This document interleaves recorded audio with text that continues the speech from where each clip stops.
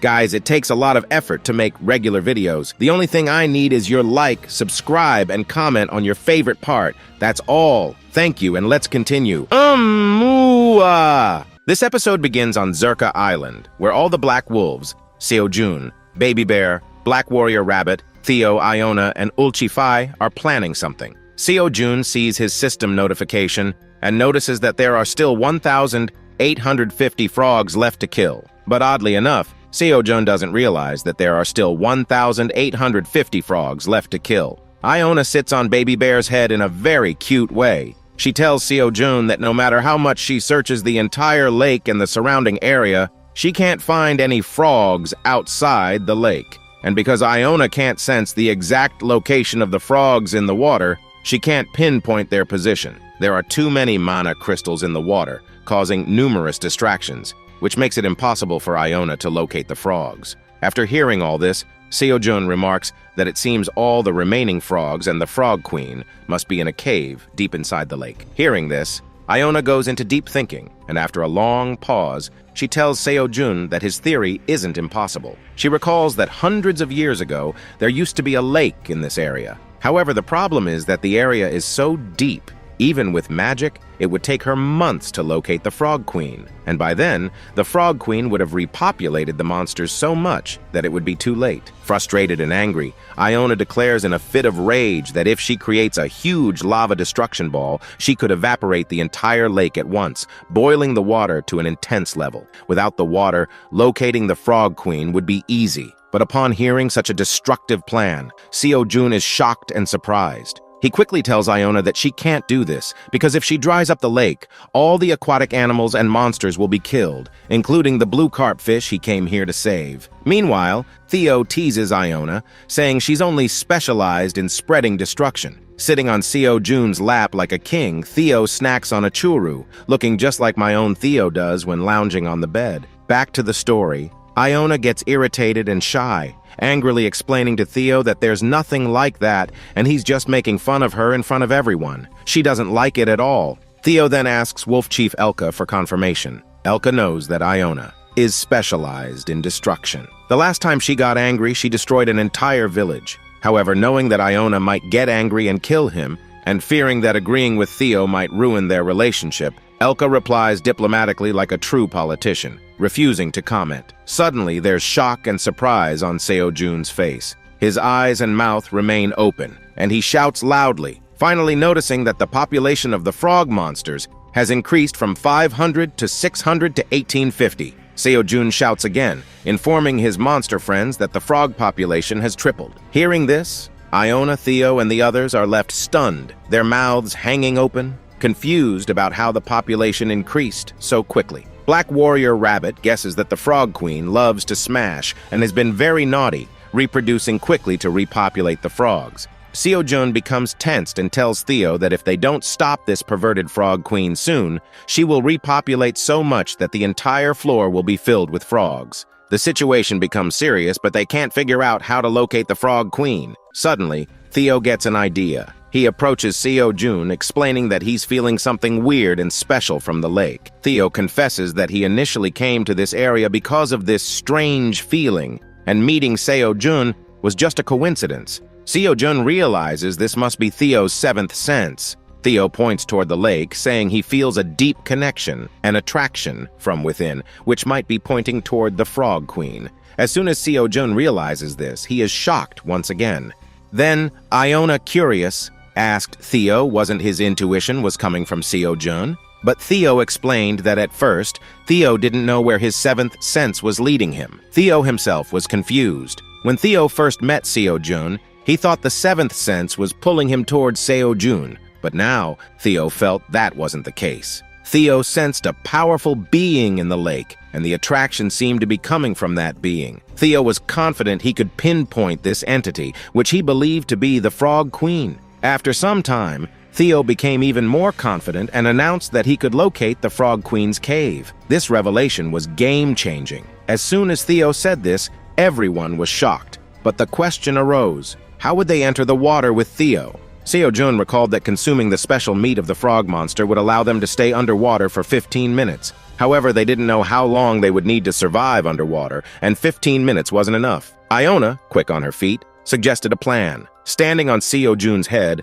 Iona proudly announced she had a magic spell to create a massive shield filled with oxygen. This shield would last an hour, far longer than the effects of the frog meat. Iona raised her magic staff, preparing to cast the shield. Seo Jun then outlined their mission. He would dive into the water with Theo, Iona, Baby Bear, Black Warrior Rabbit, and Wolf Chief Elka. Meanwhile, the Black Warrior Wolves would guard the area. If any other frog monsters appeared, the wolves were to attack and kill them. The Black Wolf Warriors accepted the task, promising to protect Seo Jun's efforts. Wolf Chief Elka wished Seo Jun good luck, praying for his safe return after defeating the Frog Queen. Seo Jun vowed to guard the lake's entrance, so no external factors could interfere with their mission. Elka's support gave Seo Jun confidence, and he expressed his appreciation for the Black Wolf Warriors. While most were happy with the plan, Theo was not. Worry and tension were written all over Theo's face. Nervously, Theo asked Seo Jun if going into the water was absolutely necessary. Seo Jun reassured him it was. Theo had to go because he was the only one who could guide them to the Frog Queen's cave. As Theo realized he had to enter the water, a chill ran through his body. Theo hated water. It was a classic orange cat move. Suddenly, Theo started flailing his arms and legs, loudly protesting. He tried to escape from Seo Jun's grasp, insisting he wanted nothing to do with water. The mere thought of drowning or the barrier breaking terrified Theo. Theo begged Seo Jun to let him go, but Seo Jun was baffled about how to calm him down. Meanwhile, Iona, watching Theo in such distress, jumped down from Seo Jun's head and floated in front of Theo. Iona noticed Theo trembling, his eyes tightly shut, his body curled up like a caterpillar. Iona couldn't bear to see Theo so scared. With a kind and warm tone, she addressed him as Dear Theo and reassured him that as long as she was there, nothing could harm him. Theo slowly opened his eyes, calmed by Iona's soothing words.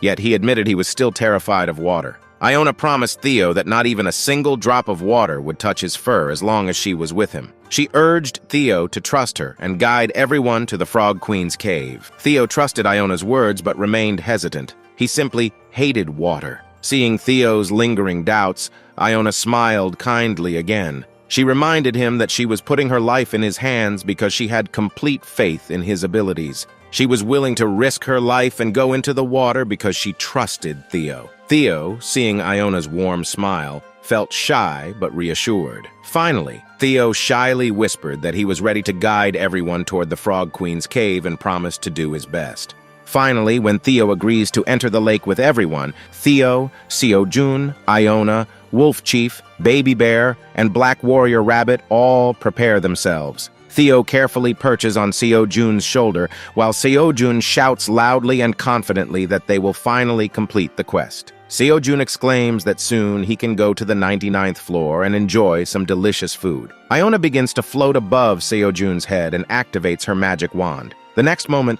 a glowing purple magic circle forms above and below Iona. A very intense purple aura begins to emanate. She starts chanting holy magic, her voice echoing powerfully. "Make a holy tent that covers everything," Iona declares, activating her wand with a resounding bam. In an instant, Seo Jun, Theo, Baby Bear, Black Warrior Rabbit, Wolf Chief, Elka, and Iona are surrounded by a large, round barrier. The barrier is similar to the one Iona previously created to protect Theo in the village, but this one is even more special. Iona chants again, and the barrier starts to float in the air. Within seconds, it begins lifting everyone off the ground, soaring gracefully. Baby Bear and Black Warrior Rabbit are astonished by the sensation. Baby Bear, thrilled, wonders if flying monsters feel the same freedom in the sky. Meanwhile, Black Warrior Rabbit is slightly scared, but equally excited. Seo Jun, surprised by the floating sensation, glances at the others. The Wolf Chief, tasked with guarding the area,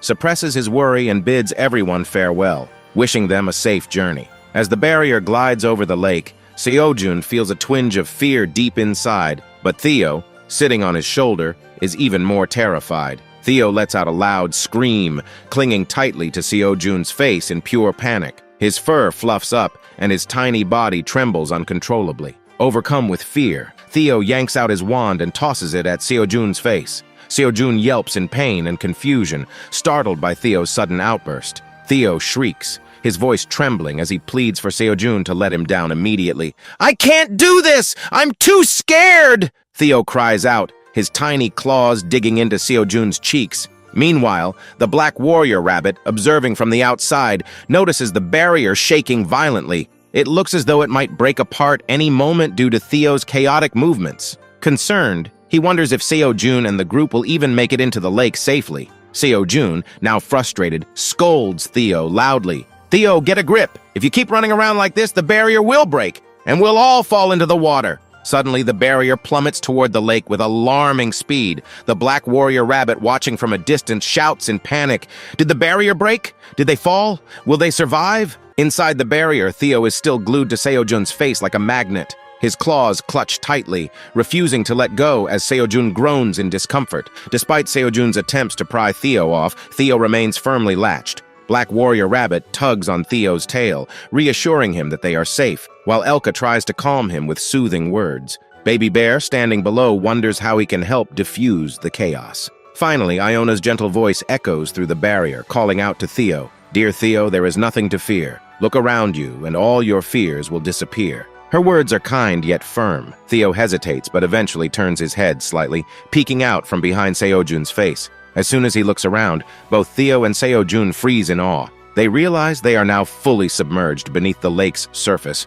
and the view is breathtaking. The underwater scenery is mesmerizing, a vibrant world of greenery, magical stones emitting faint glows, and mystical fish swimming gracefully. The light filtering through the water creates a magical atmosphere, as if they are in a dream. Seojun feels like he's floating inside a massive aquarium, marveling at the beauty surrounding him. Theo's mouth waters as he stares at the colorful fish, muttering that they look delicious. Meanwhile, Black Warrior Rabbit and Baby Bear are equally amazed, their wide eyes darting around in wonder. Seojun, seeing the lake's vast expanse and its hidden depths, whispers to himself, "The tower's environment is truly incredible." A deep sense of awe washes over everyone as the barrier glides further into the magical depths of the underwater world.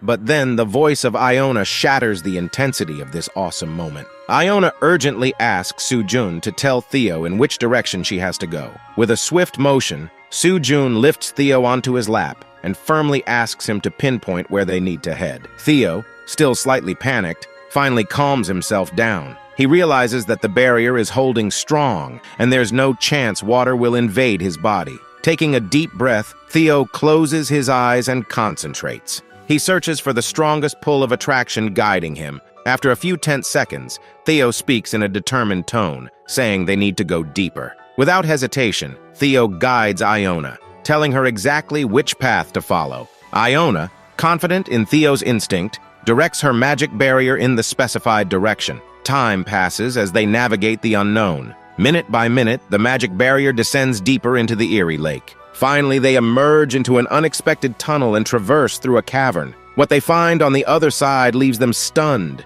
Before them lies a deep underground expanse, an ancient city in ruins. The area is filled with the remnants of old, destroyed houses and forgotten monuments, a civilization lost to time. Alka stares in disbelief, his voice barely a whisper as he admits he never thought something like this existed beneath the lake. Seojun's mouth hangs open, equally surprised. For him, this was the first time encountering an ancient city hidden in such a mysterious location. Theo, however, is visibly more shaken. His instincts are screaming, pulling him toward this place. With wide eyes, Theo exclaims that he's felt this connection before. He shocks everyone by revealing that his old house on the 75th floor was near this very location. Despite that, he never knew such a city existed in the lake next to his home. The Black Warrior Rabbit interrupts the group's awe, pointing out a strange sight, a frog monster slowly slinking into a nearby cave. Everyone turns their attention to the creature and notices something even more bizarre, a bright blue fish attached to the frog monster's face. Iona, sensing the importance of this discovery, decides to follow it. She grips her magic wand tightly and steps forward cautiously. The group moves in unison, quietly trailing behind the creature as it navigates the city's shadows. After several tense minutes, the frog monster leads them to another hidden passageway. Emerging from the passage, the group is greeted by a gust of fresh air, an astonishing find deep beneath the water. This underground cave is an oasis, entirely free of the oppressive water that surrounded them moments ago. With a wave of her wand, Iona opens the magic barrier, allowing everyone to step onto the dry land. Theo's voice trembles with wonder as he admits he never expected to find such a place, a thriving underground city hidden at the bottom of the lake where air still exists. Everyone stands in awe, each wondering what other mysteries this strange place holds. Their attention shifts to 5 or 6 tunnels branching out in different directions. Theo's instincts kick in once more, and he confidently points to one particular tunnel, explaining that he feels a strong pull toward it. Trusting Theo, the group enters the tunnel, moving cautiously through its winding paths. After walking for 5 minutes, they catch sight of an exit. But before they can reach it, an eerie, unsettling noise echoes from ahead. Theo's expression darkens as he recognizes the sound. It's the unmistakable call of the frog monster. As the group approaches, the noise grows louder. The frog's presence feels more ominous with every step. Bursting through the exit, they come face to face with something so shocking it leaves them frozen in place. Because there is a huge area on the other side of the exit, a massive and hideous frog queen looms in sight. The frog queen is fat and ugly, her body a mix of green and blue, with 4 enormous claws that end in razor-sharp nails. Her teeth, a blood-chilling shade of red, glisten like razor blades, ready to tear through anything. Behind her, thousands of frogs, both young and adult monsters, stand in disciplined rows. They have brought heaps of blue carp fish, piling them in front of their queen as an offering. From a distance, Theo and his group watch this unsettling scene unfold. The frog queen fixates on the pile of fish, her grotesque eyes unblinking. A stream of drool drips from her mouth, pooling beneath her. Seojun stares at the queen in away, his face filled with shock. "She's huge!" he exclaims, his voice trembling. He had never imagined that the frog queen would be this big. Elka stands frozen in place, her face pale. She wonders out loud, will we have to fight that monster? Theo, lying lazily on Seojun's shoulder moments ago, shifts to the ground and observes the frog queen with a serious expression. The queen uses her left claw to prod the fish before scooping the entire pile with her right claw. She opens her enormous mouth, revealing those menacing red teeth. In a single gulp, the entire pile of fish vanishes into her jaws. Suddenly, the frog queen lets out a deafening roar.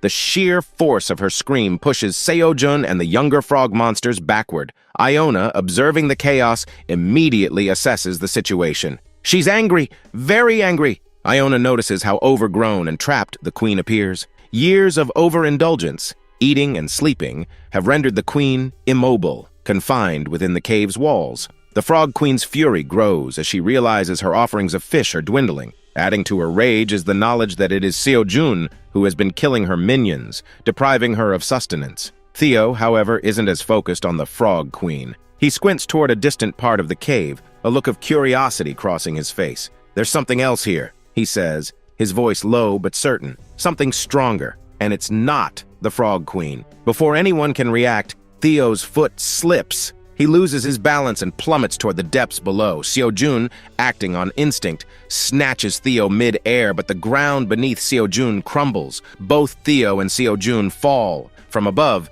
Iona witnesses the horror. Without hesitation, she leaps after them. Elka, Baby Bear, and Black Warrior Rabbit scream in panic, but stay put, watching helplessly. As they descend, Iona activates her magic wand, forming a purple slimy shield that envelops them. When they hit the ground, they land safely, not a single scratch on them. Seojun pants heavily, his face drenched in sweat. "We should have died from that fall," he murmurs, amazed. Theo, brushing himself off, smirks and shrugs. "I'd have been fine even without the shield. I'm built different." Iona simply nods. "It wasn't a big deal," she says, though her calm demeanor doesn't match the tension in the air. But their landing hasn't gone unnoticed. The ground trembles as the frog queen and her army of frog monsters lock their deadly, menacing eyes on the intruders. Theo swallows hard, a crooked smile playing on his lips.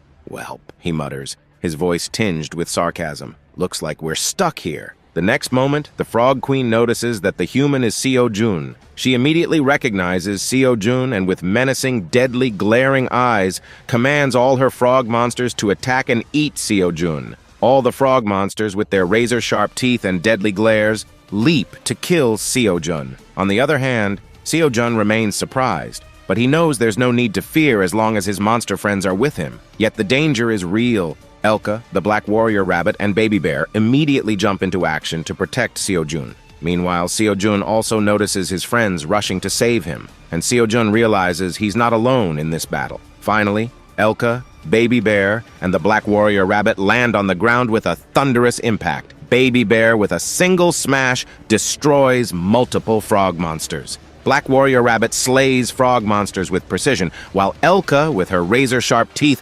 slashes them apart and shoots through their ranks. Surprisingly, the system notifies Seo-jun that his quest has been updated. He discovers that the reason for the extinction of her frog monsters was that they were being devoured by the Frog Queen herself. With the quest now updated, Seo-jun knows his new mission: stop the mutated Frog Queen. Filled with confidence, Seo-jun, in his cool and stylish way, adjusts his straw hat and declares, "It's time to take action." Drawing a black dagger in his left hand and a war axe in his right, Seo-jun dashes forward at an intense speed, ready to face the Frog Queen. With Theo perched on his shoulder and Iona running beside him, ready to help, a destructive war breaks out. Baby Bear, massive in size, smashes through frog monsters with ease, while Black Warrior Rabbit delivers precise strikes, leaving no monster standing. Elka tears through the frog monsters, her sharp teeth cutting them down, her attacks swift and fatal. Seo-jun charges towards the Frog Queen with unshakable determination. Hearing this, Baby Bear calls out,